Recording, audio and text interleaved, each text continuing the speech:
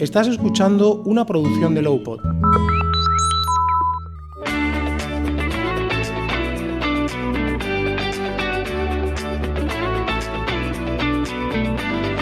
Bienvenido a Aprendizaje, el podcast de los jóvenes empresarios.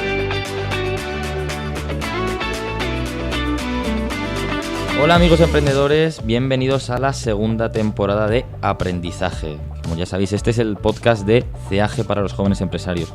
Un espacio en el que conocemos casos de éxito de jóvenes emprendedores y en el que el objetivo no es otro que ofrecer a todos los empresarios información de utilidad para sus negocios e inspirarlos con la experiencia de nuestros invitados.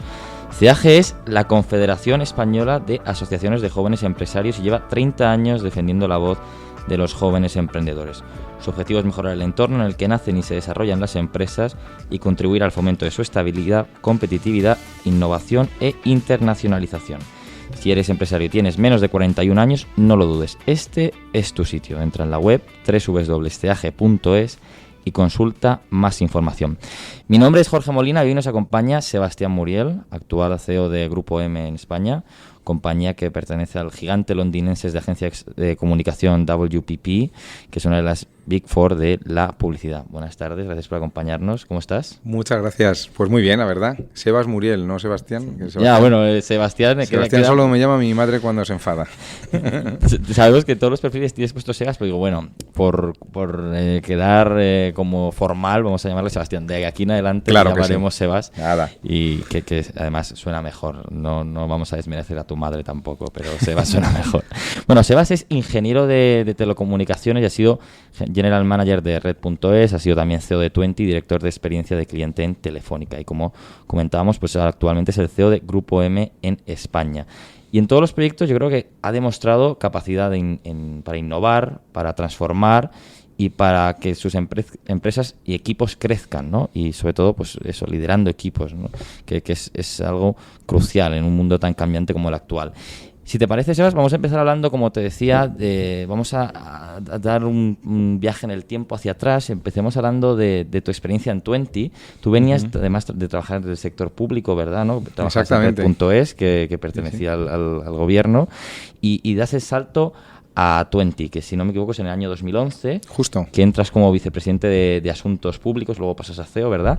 Justo. Y en aquel momento, claro, Twenty, yo soy del 2000, no soy soy todavía joven, me pilló Twenty, me acuerdo que me pilló Twenty, pero siendo aún muy pequeño, pero Twenty en aquel momento, hablando sí, en plata, lo petaba, ¿no? Absolutamente. ¿Qué hacía tan especial a Twenty? ¿Qué hacía tan especial esa red social? Pues mira, yo lo digo siempre y creo que es así. Twenty ha sido y será durante muchos años, yo creo que es muy difícil que vuelva a ocurrir, el fenómeno de compañía digital, de startup digital más importante de la historia de nuestro país, ¿no? Y lo fue pues porque tuvo la combinación de momentum y de un grupo de personas, todos los que lo lanzaron, los emprendedores, que tenían una convicción muy fuerte y consiguieron pues crear y desarrollar un modelo y un proyecto, pues validando muchos de los aprendizajes en otros países, pero haciéndolo muy nuestro, ¿no? Muy castizo. Y llegó a ser la red social con diferencia, ¿no? Absolutamente líder en nuestro país, más de 15 millones de usuarios registrados, un segmento muy joven. Fue durante muchos años, España era el país del mundo en donde Facebook tenía, la edad media del usuario de Facebook era la más alta, ¿no? Lo que aquí identificábamos siempre, el usuario de Twenty es el usuario joven, ¿no? Y el de Facebook era más mayor. Uh-huh. En otras partes del mundo el usuario de Facebook era las personas jóvenes, claro, que son los que marcaban un poco las tendencias, ¿no? Entonces yo entro en el 2011, como decías, 4 o 5 años después de que empezase la compañía, en un momento en donde la compañía y su CEO, ¿no? Y fundador, Sarin Denzel, norteamericano, californiano, muy amigo mío, pero pues en esa época estaba en la disyuntiva de hacer un pivot, cambio de modelo de negocio de la red social, un modelo de audiencia y publicidad, a un modelo de suscripción con un objetivo de operador móvil virtual. Uh-huh. Y ahí es donde yo entro en la compañía, ¿no? Pero como digo, ¿no? El proyecto más importante, no hay ningún proyecto, yo creo que en nuestro país y te diría en Europa, en donde se haya conseguido el éxito tan fulgurante, prácticamente era monopolio absoluto de usuarios determinadas edades, ¿no? Qué interesante esto que comentas, también el tema de la transición, que era precisamente lo siguiente por lo que te quería preguntar, pero es que si miramos con perspectiva en un mundo 2023, acabando 2023, donde hay redes sociales tan establecidas y es tan difícil entrar, Twenty en aquel momento competía de tú a tú y de hecho superaba redes que a día de hoy son las líderes, Facebook, Instagram, bueno, Twitter, estaba por delante, o sea, era una red social, un proyecto increíble. Claro, en tiempos de engagement, que era uno de los KPIs, ¿no? De las métricas que obviamente medíamos más, pues no solo es tener audiencia, sino que los usuarios estén mucho tiempo en tu plataforma. Y en términos de engagement era caso de estudio internacional. O sea, los usuarios de Twenty en muchos casos estaban entre 2 horas y media al día dedicándolo en unos momentos donde todavía no había tecnología móvil, donde pues los usuarios salían del cole o de la universidad en los primeros años y se conectaban en su casa en un PC que estaba en el salón de su casa. O sea que no había tampoco tanto ordenador personal, había un ordenador por hogar conectado a Internet. Sí. Y fueron, de hecho, yo bromeaba, estaba en esa época, como bien decías, en Red.es, nuestro trabajo, nuestra misión era fomentar, impulsar la sociedad de la información en España. Y yo muchas veces bromeaba. Twenty hacía más por ese fomento de impulso de hogares conectados, mucho más que muchas otras empresas, ¿no? Pues simplemente porque muchos chavales jóvenes lo que querían y lo que pedían en casa a sus padres es un ordenador conectado para poder estar en el place to be, ¿no? En el sitio donde estar, ¿no? Tenían un FOMO gigante si no estaban todas las tardes viendo las fotos de sus amigos y era un momento muy especial para ellos, claro. Realmente es impresionante, si lo pensamos, es impresionante, aún habiendo pasado tantos 12 años, en perspectiva. Tal es así que yo también tengo una vertiente de Business Angel, bromeo muchas veces con esto, o sea, no hay ningún proyecto que me llegue, ni uno solo, que cuando están en momentos de búsqueda de financiación me venga con 500.000 de usuarios activos, cuando nosotros teníamos 15 millones y 500.000 que dices, bueno, es el número de usuarios que teníamos cuando tuve que cerrar la red social. O sea que, fíjate, y no es lo normal. Analizas cualquier proyecto ahora exitoso y no llega a esos números que tuvimos en Twenty. Es luego un caso único y muy especial. Si te parece, hablamos precisamente de esa transición hacia operador móvil. ¿Cómo fue este proceso? ¿Resultó complicado? ¿Fue sencillo? ¿Cómo me puedes contar? Pues mira, es un proceso obviamente muy complicado porque como cualquier pivot estratégico tiene dos vertientes, una la de negocio, que bueno, ahora hablaremos un poco, y luego tiene una parte muy importante de cambio cultural dentro de la compañía, ¿no? Dentro de lo que es el talento, ¿no? Gestionar como un grupo de personas que han tenido hasta ese momento una misión, una visión muy clara de lo que tienen que hacer en lo que es la parte de qué es lo que somos, ¿no? Cuál es nuestro propósito, nuestro purpose de compañía. Hombre, pues de ser una red social con un modelo de negocio basado en publicidad a pasar a ser pues un operador móvil basado en suscripción. Era muy complicado porque mucha gente en ese momento pues claro, no querían trabajar en un operador móvil y tienes que llevar, pues quieras que no, todas las prioridades de la compañía y partiendo de esa nueva visión a un estadio totalmente diferente, ¿no? Sentido que a nivel cultural fue una de las cuestiones más complicadas, ¿no? La cultura. Lo bonito es que lo hicimos manteniendo la misma cultura, pero sí que conseguimos que la compañía, a través pues de mucho trabajo de comunicación interna y de concienciación, la compañía entendió en su conjunto, pero la cultura, todo lo que eran nuestros valores, nuestros comportamientos, eran exactamente los mismos en la etapa de la red social, como luego en el operador, como te diría, incluso en el tercer salto que fue ya dentro de Telefónica, en el proyecto que desarrollamos finalmente dentro de lo que era el área de experiencia digital, ¿no? Y yo creo que el tener esa misma cultura como bastión, ¿no? Y como elemento vertebrador de ese cambio estratégico es lo que nos permitió hacerlo yo creo que con mucho éxito, ¿no?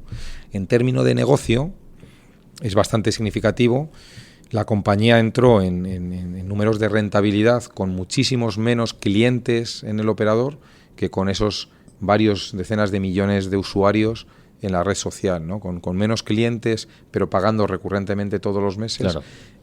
Conseguimos que la compañía también en términos de resultado en la P&L pues fuesen más rentable y fue un éxito. Lo que pasa es que lo que no llegó a ser nunca el operador fue el fenómeno social que obviamente había sido la red social. No era tan conocido y en España yo creo que conseguimos un modelo exitoso, pero que sobre todo nos sirvió para exportarlo y lanzarlo en otros países, ¿no? Entonces ahí es donde tuvimos también una etapa muy bonita de lanzar el operador en otros países en Latinoamérica. ¿Y qué aportó Tuenti a Telefónica?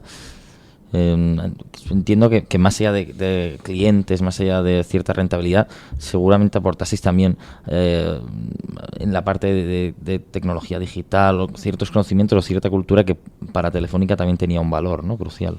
Sí, absolutamente. Bueno, yo creo que ya hoy no es ningún secreto y no es ninguna sorpresa tampoco. El equipo que está a cargo del desarrollo de aplicaciones como Mi Movistar, no solo aquí en España, sino en todo el mundo, ¿no? Que era el equipo que bueno, tuve la suerte y el lujo, ¿no? de liderar los últimos años que estuve ahí en la compañía. El embrión y el core era todo el equipo de Tuenti, ¿no? Tanto de ingeniería como de producto, como de UX y diseño. Repito, pues esa aplicación, Mi Movistar aquí, MyO2 en UK, también en Alemania últimamente, Vivo, Meu Vivo en Brasil. Son aplicaciones que parten de todo el expertise que desarrollamos en nuestro operador móvil, porque al final Tuenti no dejaba de ser un operador muy vinculado a un target más joven, pero también un operador que nacía sin ningún tipo de legacy, ¿no? Sin mochila, un operador móvil nativo digital, en donde pues nosotros no teníamos, por ejemplo, un contact center, un call center de atención al cliente, digamos, más tradicional, sino que teníamos pues un chat, un equipo basado todo en la interacción a través de la aplicación, teníamos una serie de operativa, ¿no? Era un operador nativo digital, por así decirlo, ¿no? Reinventamos, ¿no? Nuestro propósito de compañía en esa reinvención era reinventar lo que eran las telecomunicaciones, ¿no? Y el sector telco, pues basándonos en un operador puro digital y todo eso es lo que de alguna manera ha terminado confluyendo en Telefónica y todavía hoy muchos de esos equipos de desarrollo del área digital son los antiguos equipos de Tuenti, con lo cual yo siempre lo digo, con muchísimo orgullo.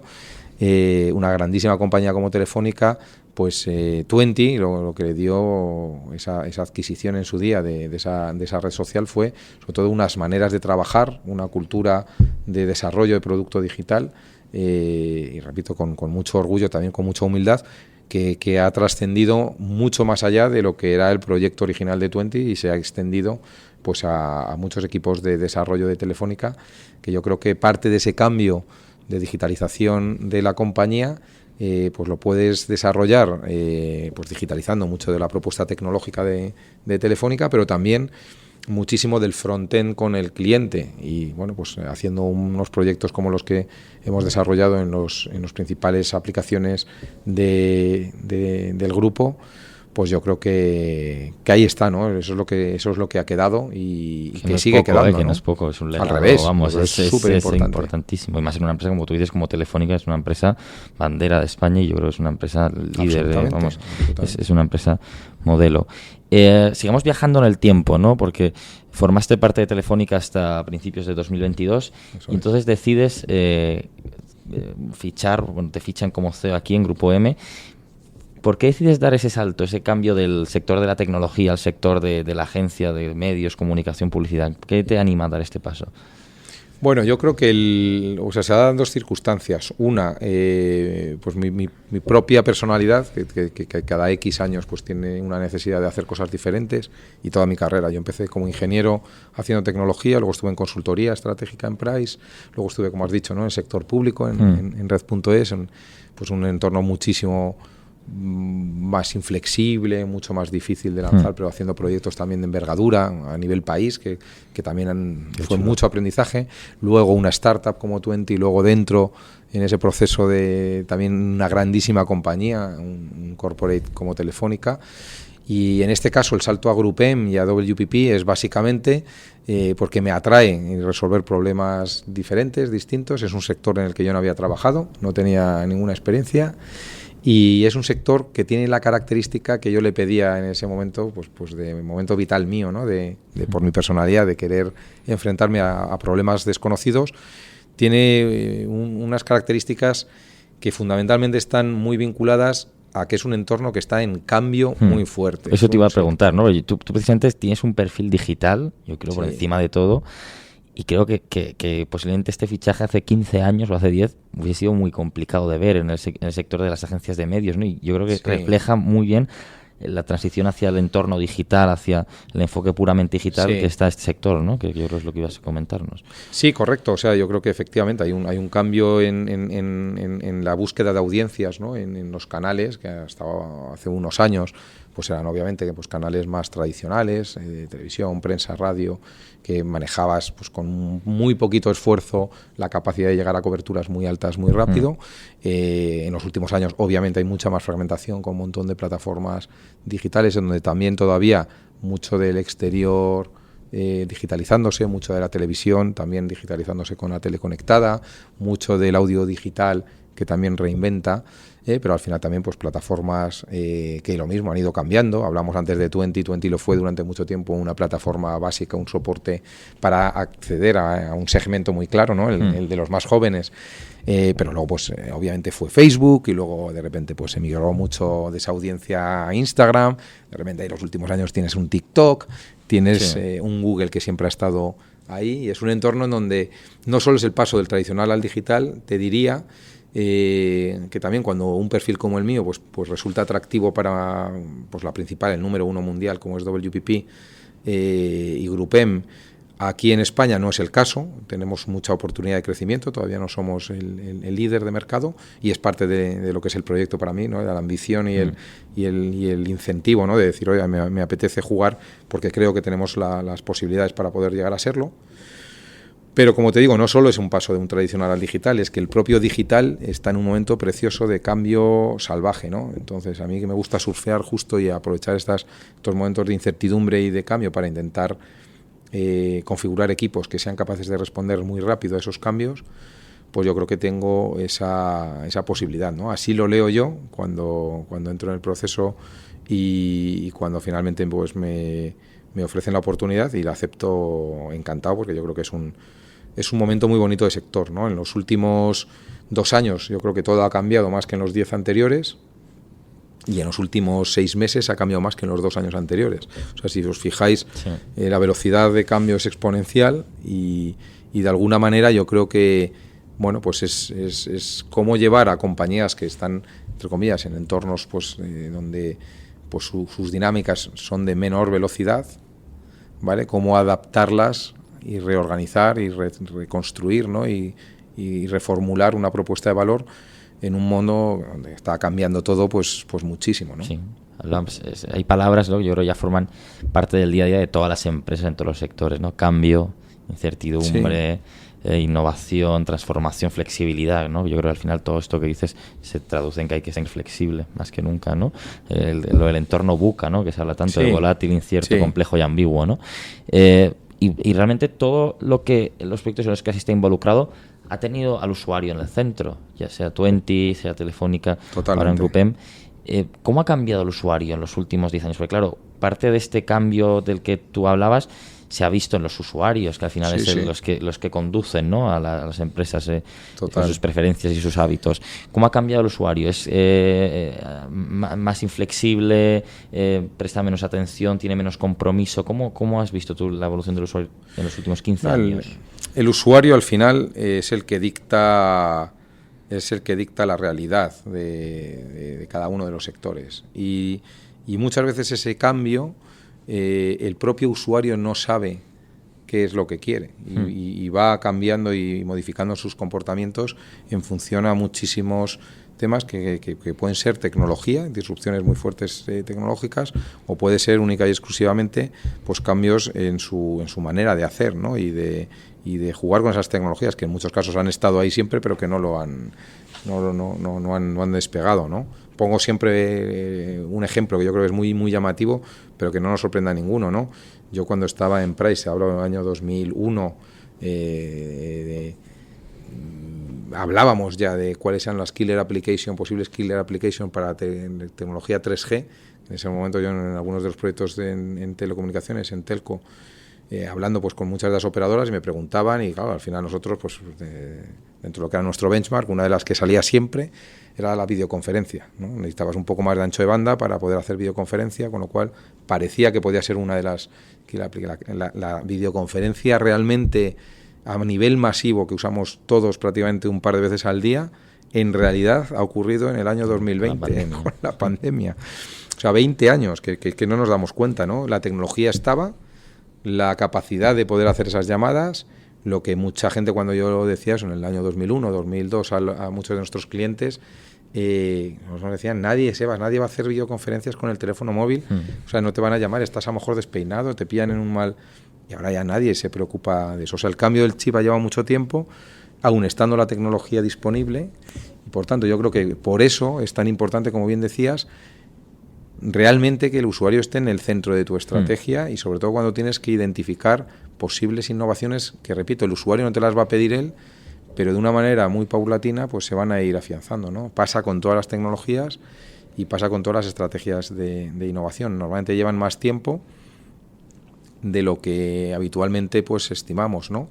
Tendemos, yo creo que muchas veces a subestimar el efecto de la tecnología en el largo plazo y sin embargo tendemos a crear muy fácil hypes que pretendemos que en muy corto plazo pues de repente nos cambien la vida a todos, ¿no? Hace 1 año y medio, 2 años me estarías preguntando por metaverso sin parar. A lo mejor te pregunto también hoy, ¿eh? Encantado, porque claro, a mí lo que me maravilla es que antes preguntase todo el mundo y ahora de repente ya nadie, ¿no? Nadie, ahora está la inteligencia artificial. En todos los congresos lo ponen, aunque total, y dentro de 6 meses pues hablará de la sostenibilidad diversa. Son debates muy planos desde mi punto de vista. Quiero decir, planos en el sentido de que cuando algo se toca, todo el mundo intenta tocar el tema porque se pone de moda, realmente se toca muy por encima, realmente no es ni entonces yo no creo ni que fuese antes tan eso, ni ahora tampoco, ¿no?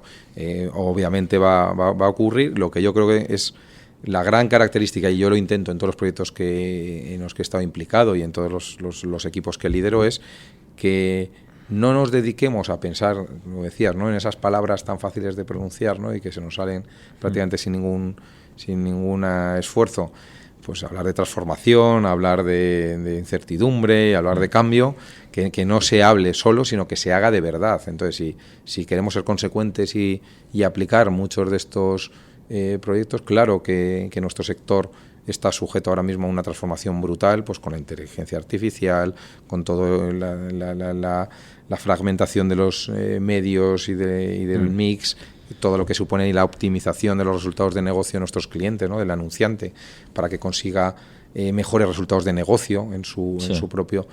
Pues no vale hablarlo, lo que hay que hacer es de verdad organizarnos y tener una estructura y el talento para poder realmente hablar menos y hacer más, ¿no? Y hacer una realidad. Entonces mi obsesión siempre es hacer menos cosas mejor hechas y pensando siempre en ese cliente final, en este caso, como decías, dado que nuestro cliente fundamental es el anunciante, entender bien qué necesita él para que ese usuario final, ese consumidor, entienda mejor mucho del mensaje que queremos comunicar, le llegue en los momentos en los que él tiene la capacidad de cambiar y decidir esa compra o esa consideración de su producto y que lo hagamos de la manera más eficiente posible, ¿no? Y algo que es tan sencillo de decir, pues es muy complicado de hacer, y mi trabajo... Y más ahora, ¿no? Yo creo. Claro, y mi trabajo es ayudar a todos nuestros equipos a que sí que puedan realmente hacerlo una realidad, ¿no? Y mi compromiso con la compañía está siendo pues intentar conseguir hacer y tomar las decisiones, por muy duras que parezcan, que les permita pues hacerlo de una manera más ágil, más rápida, más eficiente y que respondamos mejor a esa necesidad real de cliente. No solo decir que estamos en un entorno de cambio y seguir haciendo las cosas más o menos como veníamos haciéndola, porque eso es para mí garantía de conseguir más o menos los mismos resultados que veníamos consiguiendo, ¿no? Bueno, pero tu experiencia te avala y seguro que alcanzáis todo lo que os propongáis, por complicado que sea. Lo vamos a intentar, pero vamos, tampoco es garantía de nada, ¿eh? Si algo he aprendido durante todos estos años es que también lo único que es garantía de no conseguir éxito es seguir haciendo las cosas más o menos igual. Lo otro, puede salir muy bien, puede salir menos bien, y no pasa nada, no hay que tener miedo, y ya iremos iterando y moviéndonos también en función del entorno, que no somos solo un agente, entre comillas, estático y en un entorno parado, ¿no? y fácil de gestionar, sino que al revés, estamos en un entorno muy complicado, con mucho movimiento, donde los competidores obviamente no se van a estar quietos, donde precisamente en esas incertidumbres yo no veo las amenazas, lo que veo son las oportunidades, ¿no? Las grietas en donde yo creo que podemos encontrar alguna oportunidad para atacar y conseguir, pues bueno, siendo los protagonistas, ¿no?, de ese cambio, intentar redibujar el sector y no estar en un entorno, digamos, de agazapado esperando a ver y ser pues el que se mueve el último, ¿no? Ahí eso es garantía también, pues de conseguir los mismos resultados que se vienen consiguiendo, ¿no? Que no necesariamente son malos, pero sí, para mí son insuficientes, ¿no? A mí personalmente, como persona que viene del mundo de la comunicación, me parece apasionante todo esto que comentas, porque hablábamos de cómo ha cambiado el usuario, pero también ha cambiado muchísimo la forma de conectar con el usuario, ¿verdad? Nos encontramos una forma, tenemos que crear micro-targets, ya posiblemente, ya posiblemente no, ya nos funciona con hacer campañas únicas para grandes públicos en un único medio, sea la televisión X hora. Total. Tenemos que hacer micro-targets, los contenidos también ya no pueden ser determinados contenidos, incluso son tipo snack, ¿no?, más que otra cosa. Entonces, claro, qué interesante cómo ha cambiado esto, que seguro que tú nos lo vas a poder explicar mejor, porque esto lo vivís en vuestro día a día a nivel anunciantes, claro, en un mundo también en el que cada vez hay más productos, más empresas.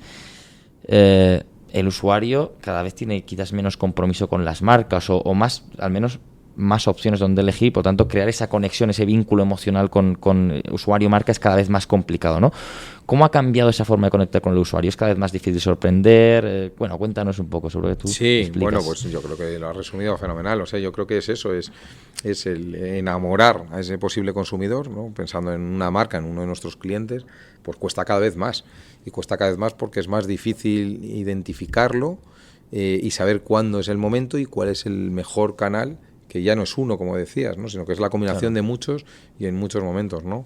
Yo creo que ahí la tecnología es hoy ya y va a ser cada vez más pues determinante en poder hacer esas planificaciones de esa estrategia, ¿no?, de comunicación y de compra de medios de una manera muchísimo más eficiente, pero sobre todo más efectiva en términos de maximizar los resultados de negocio. Y en esa combinación de diferentes canales, ¿no?, o medios sobre los cuales ahora mismo pues puedes impactar, terminas haciendo efectivamente unas estrategias que prácticamente son one-to-one. Como mínimo son multiplataforma, ¿no? O sea, son 100%. El cross-platform para nosotros ya está embebido en nuestra operativa. No se puede plantear una campaña que no contemple, en mi opinión, ahora mismo, pues desde televisión exterior, audio digital y todo lo que tiene que ver con la parte, digamos, de digital social puro, media, ¿no? Y ahí entra pues desde social, pero no solo en el término de paid, sino también en acciones muy vinculadas desde influencers, a contenido, a una parte que pueda generar también en esa, lo que llamamos aquí en WPP, esa experiencia de creatividad transformadora, que ayuda a muchos de nuestros clientes a identificar, bueno, cómo alinear, ¿no?, su propósito de marca con los territorios en los cuales tenemos que trabajar y en los cuales tenemos que consolidar acciones o experiencias, que pueden ser también mixtas, físicas y digitales, en donde el usuario no solo esté recibiendo información, sino que sea partícipe y sea también ahí el branded, yo creo, ¿no?, que se ha convertido en uno de los grandes pilares, ¿no? El branded content es crucial. Branded content, experiencia, repito, ¿no?, multidimensional, ¿no?, y todo lo que tiene que ver con la amplificación de muchas de esas experiencias también en el físico, ¿no?, cómo lo amplificas en el digital, de manera que bueno, pues tengas distintas particularidades y efectivamente el contenido pues es una manera muy buena de conseguir un compromiso, ¿no?, una parte de engagement que bueno, que lo hablábamos antes, ¿no?, cuando me comentabas de 20, yo es algo que he aprendido durante toda esa etapa.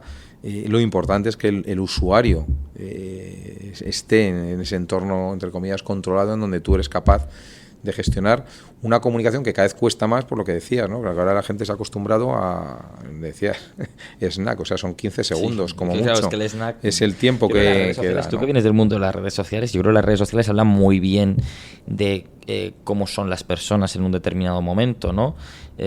Porque Twenty y TikTok no tienen absolutamente nada que ver, pero sí que tiene... Bueno, sí tienen que ver. El tiempo, lo hablaba el otro día, tiene que ver una cosa, perdóname, No. que es el tiempo que le dedicaba el usuario medio, lo que hemos hablado antes, es más o menos lo mismo que se dedican los heavy users ahora a TikTok, pero la manera de cómo identifican ese tiempo, estoy 100% de acuerdo contigo, es totalmente distinta. TikTok no se gestiona ese engagement con el mapa social de los usuarios, como era en nuestro caso, o el de Facebook o Instagram, sin ir más lejos, sino que está gestionado a través de un algoritmo maravilloso. SEO, que es la primera red social posiblemente que tenga el SEO integrado como tal, que es muy interesante.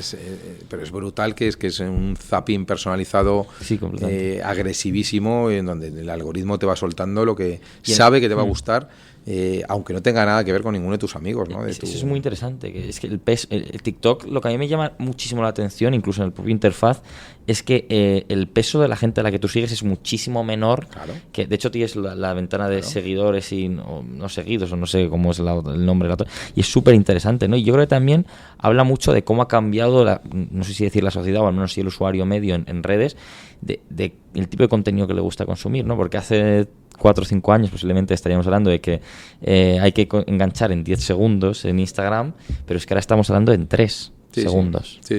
No, totalmente, cada vez es más complicado. La proliferación de contenido que no es generado ya tan única y exclusivamente por el usuario, y en donde las marcas pues también tienen que valorar muy bien.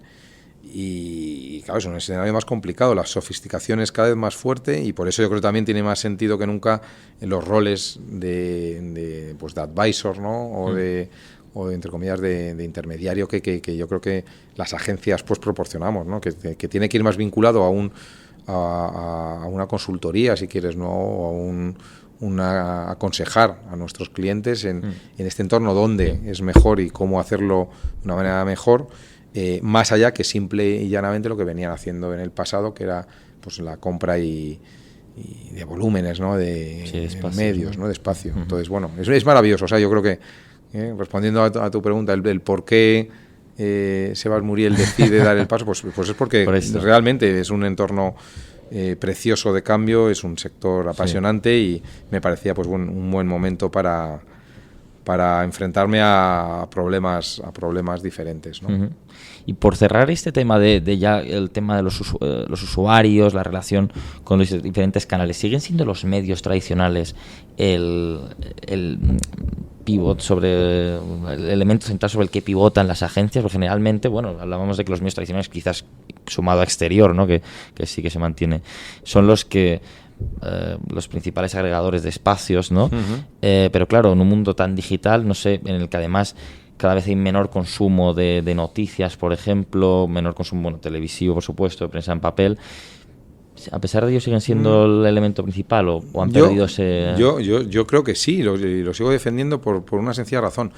Todos esos que has mencionado, todos están en su propio proceso de transformación y están digitalizándose, no de ahora, de hace muchísimos años, y están reinventándose y entendiendo bien cómo llegar con esos contenidos en los cuales ellos son especializados y donde ellos han tenido siempre un rol muy importante en la formación de opinión y yo sí rompo siempre una lanza. Están reinventándose y mucho del contenido que luego se viraliza y que está la gente hablando son pues programas de televisión, claro, sí, que es de grandes plataformas, de las grandes cadenas, son series de las que estás hablando, que son las que están producidas por muchas de las plataformas. Y es interesante que está todo mezclado. Por ejemplo, ahora yo estoy viendo Operación Triunfo, que está en Amazon Prime. Amazon, sí. Pero es que Operación Triunfo hay un montón de gente que lo sigue a través de Twitter, de TikTok, gente que conoce todo lo de Operación Triunfo sin tener Prime, porque lo tiene en TikTok, en YouTube, que es la estrategia que lleva Prime. Es súper interesante. Tienes Broncano, que es otro generador, tienes el hormiguero, hablo de plataformas plataformas tanto de pago como Claro. de teleabierta, son grandes plataformas de entretenimiento.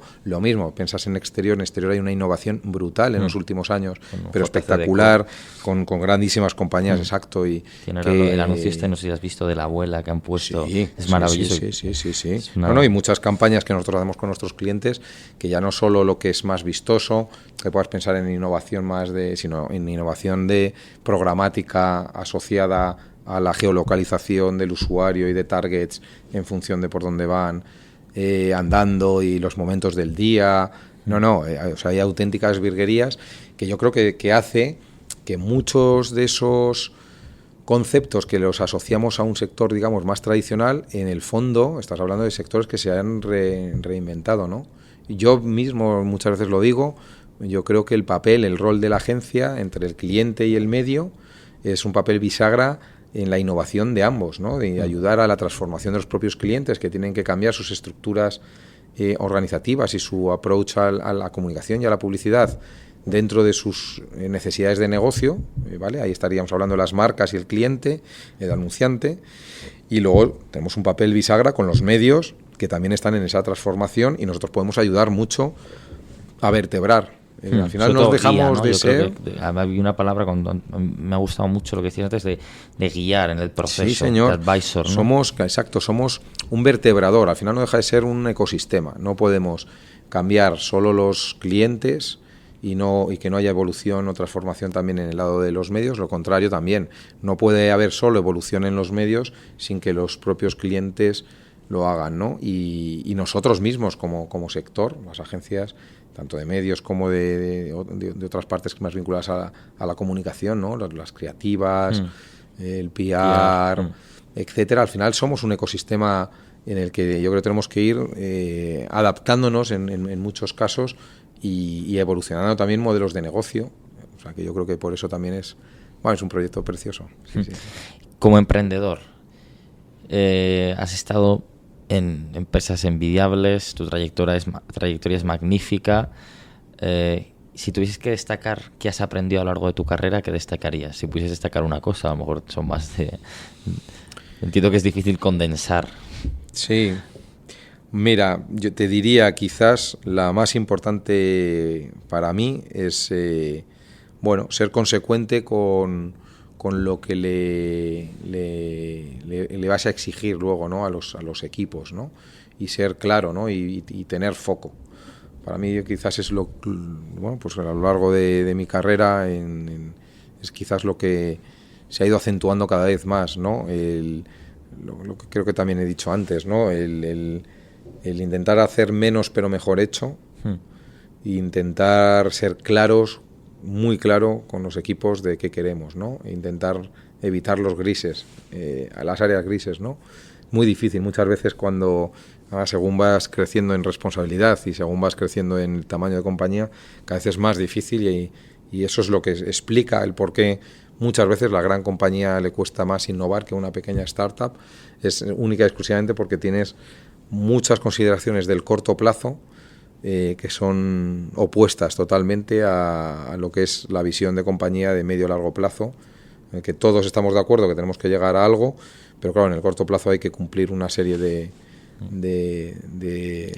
resultados y de hitos que te complican eso, ¿no? Entonces, el intentar ayudar a los equipos a que en cada una de esas vicisitudes, ¿no? En esas encrucijadas del camino, oye, ¿por dónde vamos? ¿Por la derecha o por la izquierda?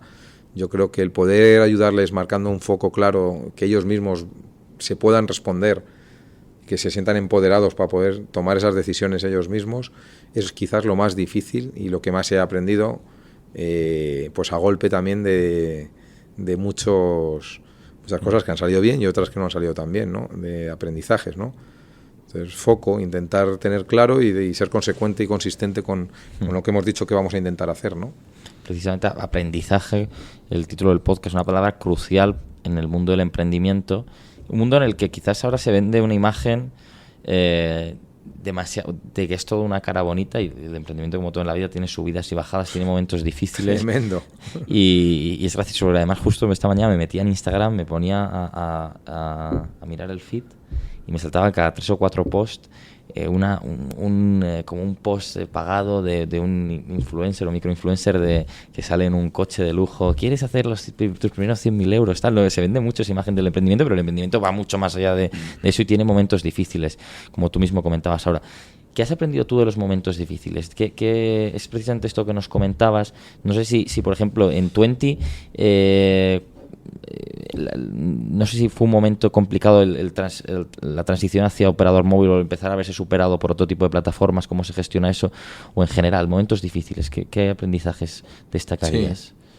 Bueno, primero, antes de nada, una puntualización importante. Y yo creo que también va muy en la línea de lo que estás comentando. O sea, yo no soy emprendedor. O sea, yo no he lanzado ningún proyecto y por tanto me da muchísima admiración a la gente que sí que lo ha hecho, ¿no? He trabajado, he tenido la suerte, el lujo. Es un auténtico...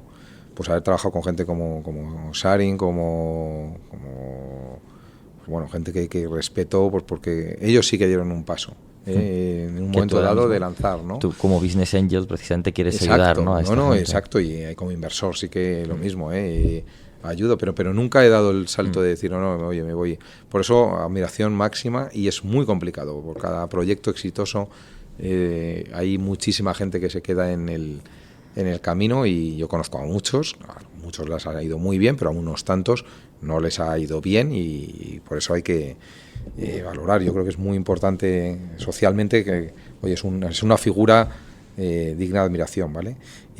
Luego, segundo, momentos difíciles, eso sí, de esos he tenido muchos, porque ¿no? mucho de mi trayectoria en alta dirección es tomar muchas decisiones con muchas implicaciones. Claro, y yo creo que era Ben Horowitz que decía que el rol, y sobre todo pues en puestos de alta dirección, en un consejero delegado, un CEO, muchas veces nuestro trabajo es elegir el movimiento menos malo, ¿no? Como si fuese en ajedrez, ¿no? Sabes que te van a comer la reina y que hay una parte que claramente no va a salir bien en esa jugada, pero tienes que anticipar que obviamente no puedes dejar de hacerlo y tienes que pensar en cómo ganar la partida, ¿no? Y ese es nuestro trabajo. Entonces, momentos duros y difíciles muchísimos, ¿no? Alguno, como comentabas, ¿no? En el pivot de Tuenti, momentos de ver cómo gente de mucho talento no enganchaba con el nuevo proyecto y tener que dejarles ir y decir, oye, pues claramente pues no es el perfil que necesitamos ahora, y necesitamos, sin embargo, otros que eran críticos para lanzar con éxito ese proyecto, y una vez que has tomado la decisión, pues tienes que ser muy rápido, porque si no, pues se puede llevar por delante toda la compañía, ¿no? Otros momentos también complicados en la gran empresa, en Telefónica, también he tenido momentos de ajuste, de restructuring complicados, en donde lo mismo, hemos tenido que tomar decisiones muy difíciles con equipos pues en particular en alguna ocasión de otros países, y he tenido que tomar pues también decisiones difíciles. ¿Qué aprendizajes? Pues hombre, pues al final a gestionar bien estas cosas lo mejor posible, teniendo en cuenta que son personas, ¿no? Y claro, a nivel emocional también tiene un peso. Intentar hacer, son cosas que es muy difícil hacerlas bien, pero bueno, al final tenerlas siempre en la cabeza que detrás de cada una de las decisiones hay personas, y hacerlo de la manera más respetuosa posible, y no siempre se puede, y aún así, pues bueno, la intención siempre es importante tenerlo claro, ¿no? Y luego, pues que quizás otra lección, si puede, ¿no? Desde la más absoluta humildad, de verdad lo reitero, porque tampoco, pero que sí que también es una de las cosas que me ha ocurrido en primera persona, que es quizás, yo destacaría que incluso cuando planteas algo en ese camino, ¿no? Que no tengas la seguridad de que vaya a funcionar, hay que hacerlo con la convicción de que hacerlo lo más rápido posible ayuda a que luego puedas reaccionar y volver a iterar y a cambiar el rumbo si no has tomado la decisión correcta, ¿no? Y si demoras mucho una decisión esperando que sea una decisión perfecta, ¿no? Y seguramente la vas a tomar tarde, y en muchos casos es peor tomarla tarde, aunque puedas tener esa sensación de más seguridad, que tomarla más rápido, aunque con menos sensación de control, ¿no? Y yo creo que en eso sí que es otra de las cosas que yo he aprendido, por desgracia, pues a base de golpes, ¿no? Y y me ha servido mucho luego en el resto de mi carrera, que oye, ¿no? Que son, decías tú, ¿no? Y es verdad que son frases muy fáciles de decir, pero que lo difícil es hacerlas. O sea, que cuando tú dices, no hay que tener miedo al error, no hay que tener miedo a... Es muy fácil, equivocarse es lo más jodido que hay en el mundo, ¿no? Y equivocarte cuando tienes detrás pues una compañía que puede ir desde una decena de personas hasta varios centenares de personas, o incluso en compañías más grandes, obviamente, pues más, ¿no? Pero yo creo que, claro, equivocarse es una mierda. Sí.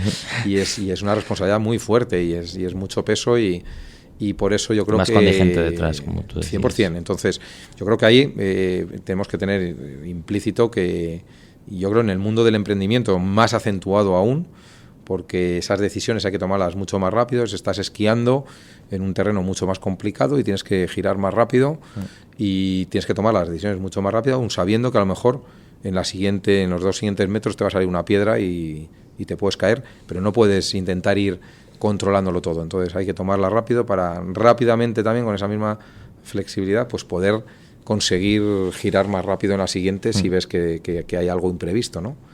Y eso también a mí me ha ayudado. Y cuesta, y es difícil porque es contraintuitivo. Es lo mismo que cuando estás esquiando y dices que tienes que correr más para no caerte muchas veces, no menos. Y aquí pasa lo mismo, ¿no? Vamos llegando al final de esta interesante entrevista. Te iba a preguntar por las claves que tú le darías a un emprendedor de hoy para lanzar su propio negocio, pero yo creo que más o menos con todo lo que nos has dicho ya nos lo vas contestando, ¿no? Yo creo que... Si quieres añadir algo más. Primero, y nuevamente el disclaimer, yo no puedo dar consejos a nadie porque sería, de verdad, y nadie, cada momento y cada persona tiene sus circunstancias. Sí que es cierto que yo animo siempre a que en momentos de cambio tan fuertes como los que vivimos, hay más oportunidades que amenazas. Y lo cuento siempre en muchas de las ocasiones que tengo, ¿no? Para compartir con directivos y con emprendedores igual.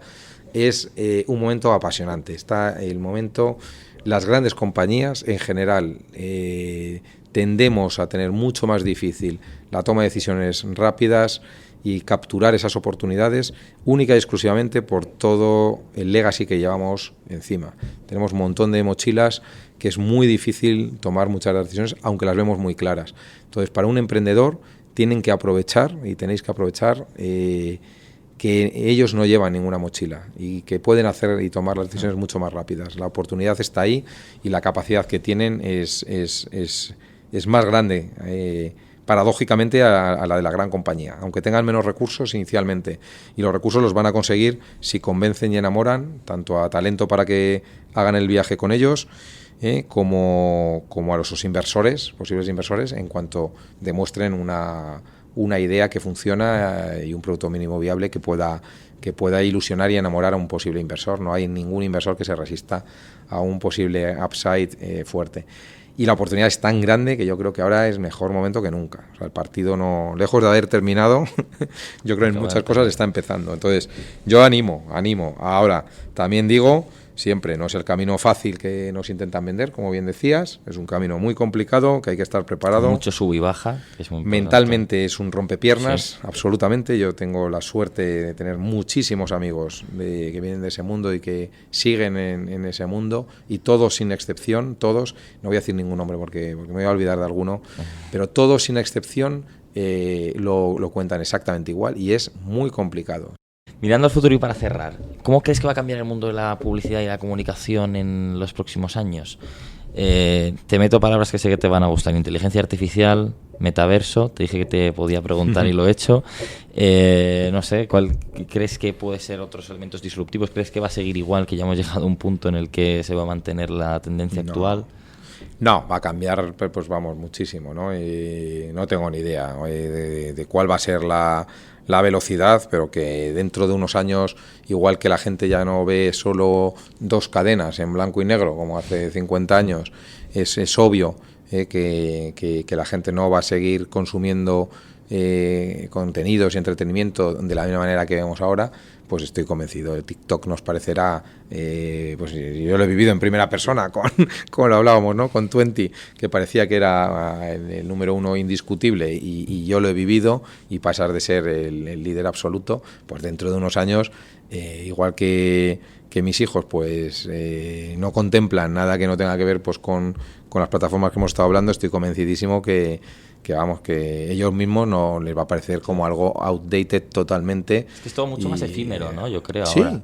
Sí, no, la velocidad es exponencial, claro, entonces el cambio y la disrupción va a estar ahí única y exclusivamente por la propia necesidad que estamos también todos. Entonces, yo creo que esa comunicación va a seguir siendo siempre necesaria, las marcas van a tener una necesidad absoluta de conectar con esos posibles consumidores, se va a fragmentar cada vez más, van a aparecer tecnologías que nos obligarán a relacionarnos de una manera totalmente diferentes.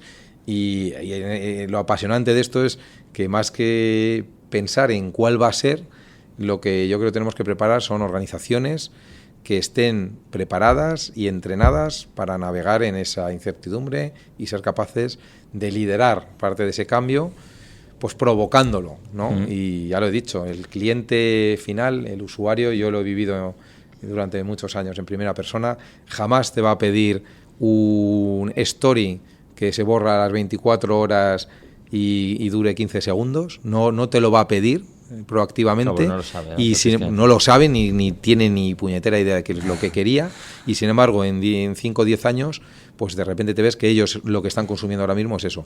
¿Quién se ha quedado con esto? Los que han dado un paso adelante y proactivamente han sido protagonistas. Y a mí, que me encanta la música, pues pongo siempre ese mismo ejemplo, que es aquí gana el que pone la música que se va a bailar en los próximos años, y no el que está esperando única y exclusivamente a ver qué ponen y voy a intentar bailarla mejor que otros. No, hay que ser y aspirar a liderar, ¿no? Y eso cuesta. Y el usuario en el centro, ¿no? Que yo creo y el usuario, absolutamente. El usuario, él no sabe lo que va a ser, pero él es el que va a dictar ese futuro, ¿no? Entonces, ¿quién va a marcar? Esa pregunta, ¿sabes a quién se la tienes que hacer? A mis hijos, y seguramente ya en mi caso, los tres son ya seguramente demasiado mayores, ellos no lo saben todavía, pero ya el que está dibujando el tipo de interacción que van a tener en los próximos 10 años es seguramente mi sobrino, pequeño. Entonces, a eso será lo que hay que preguntárselo. Y ellos no lo saben, pero en cómo utilizan ellos las tecnologías es la pista que nos van a dar, oye, de dónde vamos a necesitar que mirar, ¿no? Y dónde van a estar pues las audiencias, y entonces, por tanto, donde estén las audiencias es donde van a tener que estar los anunciantes si quieren conectar con ellos.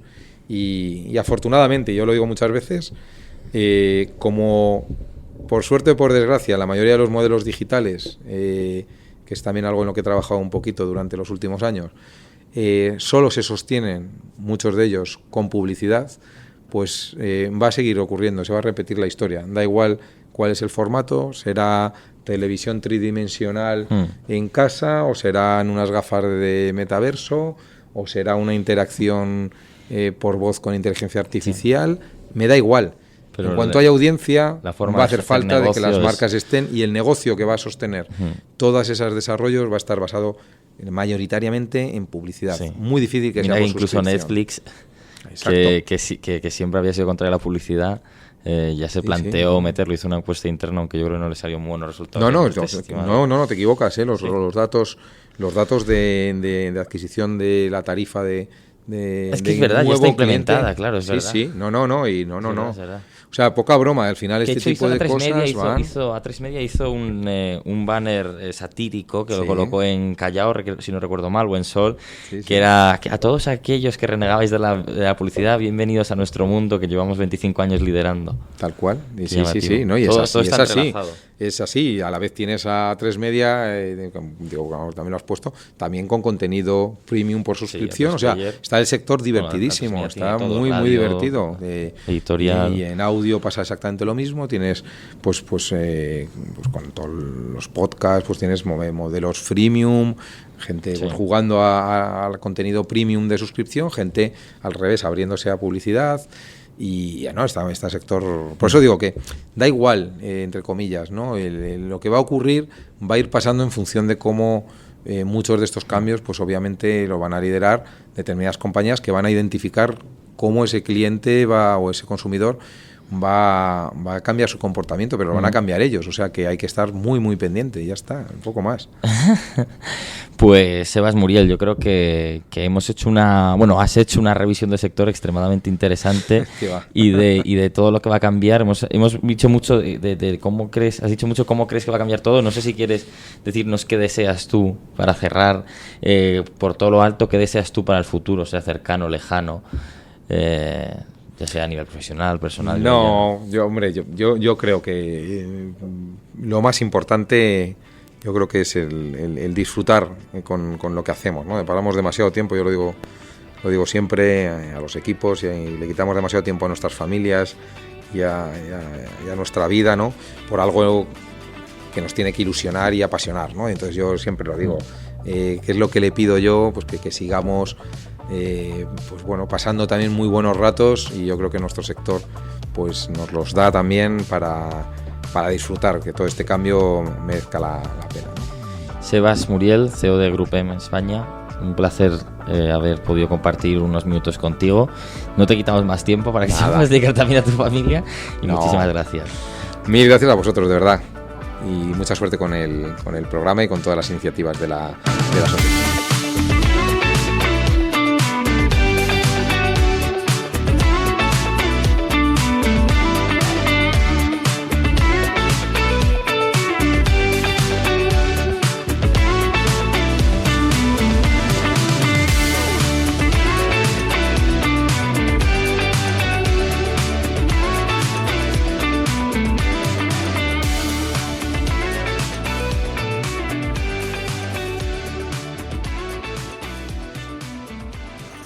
Cada vez son más las marcas que apuestan por el podcast como herramienta de comunicación. Pero, ¿qué ventajas tiene? Con un podcast le hablas al oído a tu cliente, estableciendo una conexión más directa, cercana y emocional. Un espacio de diálogo que crea comunidad. Aumenta también el recuerdo de tu marca y tu credibilidad. En Lowpod te queremos ayudar. Somos una productora que impulsa tu comunicación a través de la palabra. Para más información visita nuestra web lowpod.es o escríbenos a contacto@lowpod.es. Apuesta por el podcast, apuesta por Lowpod.